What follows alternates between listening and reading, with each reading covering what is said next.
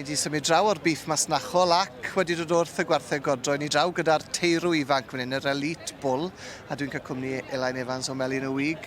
Ger Betws Gwerfyr Goch, siwr wyt ti? Dwi'n iawn, diolch Iwan, sydd o ti? Nawr gwyrdhau, beth wyt ti'n neud fel gwaith o ddydd i ddydd nawr te, Elain? So, dwi'n gweithio i cwmni o'r enw Cogent Breeding.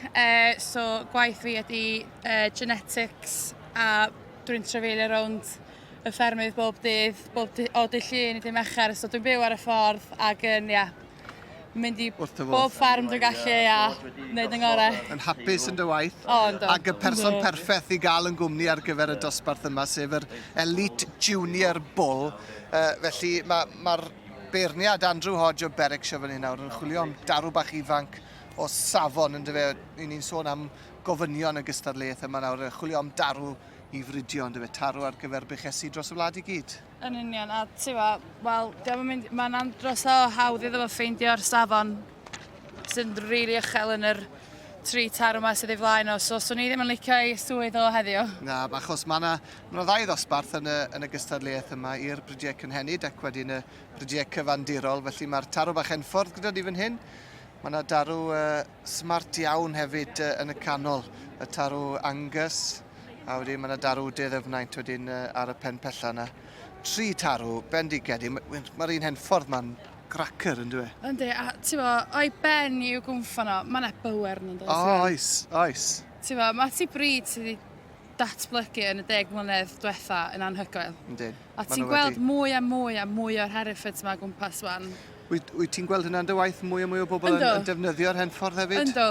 Yn enwedig i'r ochrau bridio a ti'n gweld lot o ffarmers o gwmpas acw hefo sycla'r Hereford ynda. Ie, wrth gwrs. Maen nhw'n fryd tawel a maen nhw'n gallu edrych ar ôl i hyn. A mae rhaid fi weid, mae yna rhywbeth am y tarw dyn yn y canol, yr Angus.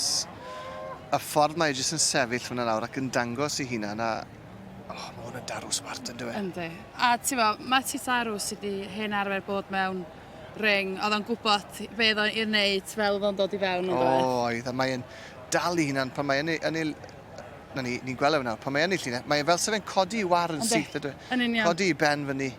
Fel maen nhw'n dweud, mae'n dod fewn i'r ring a mae'n meddwl, right, game's on. Ie, ti'n iawn. A jyst ar yr hyd na'n i gefn ac y ffordd oedd o'n cerdded o gwmpas, oedd o'n symud yn rhwydd a ti'n bo, Mae'r tarw yna yn dyfodol grys yn ei ddweud. Heb os nac o'n i bai. Y teulu Olfford, Melanie Olfford sy'n berchen a wedyn y tarw Dydd Ifanc ar y pen fyna, rhif 3293. Richard Hartshorn sydd ar tarw yma. Ac braf gweld tarw gan y bryd yma, bryd Dydd Ifanc yn y gystadleuaeth yma. Ie, yndi, a ti'n bo, mae'n darw bach dawel. Hyd dau hwn eto, yn does? Oes, yn union.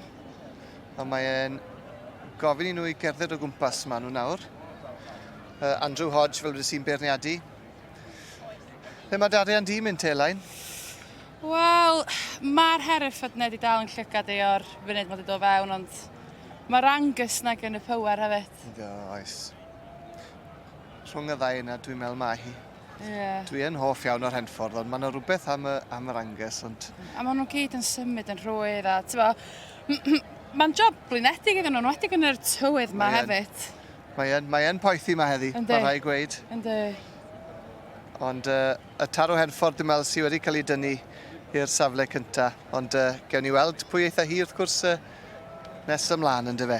Elain am y tro, diolch o fawr iawn i ti. Croeso Iwan. Wel, Elain Evans o Melin y Wig, mi o ti'n gywir yn y dosbarth yma nawr, yr Elit Bull, y Teirw Ifanc wrth gwrs. A'r tarw Henffordd wedi mynd â hi yn y dosbarth yma i'r brydiau cynhenid. Pam hynny ti'n meddwl? Wel, fel yn ei deud i ti, mae'r tarw mor correct. A o'n symud yn rhwydd, a mae pob peth, mae'n sefyll yn sgwar. Mae'n bweru sefyd yn dweud. Mae pob peth yn y lle iawn, a mae o gen dyfodol da. Oes, yn sicr. Dendor One Cruise Campo, y teulu Jones sydd i berchen ei llongwarchiadau mowr iawn iddyn nhw. Ac Elain, diolch i ti hefyd am dy gwmni. A dymuniad i gorau ti hefyd yn y swydd, yn teithio'r wlad yn ei gwaith da iawn efo'r brids gwahanol a'r mrywiol sydd gyda chi yna'r byd y genetics. Gwych sydd gyda ni yma yn y biff yn dyfa. Felly, pob hwyl i ti. Diolch yn fawr iawn. Diolch Elain.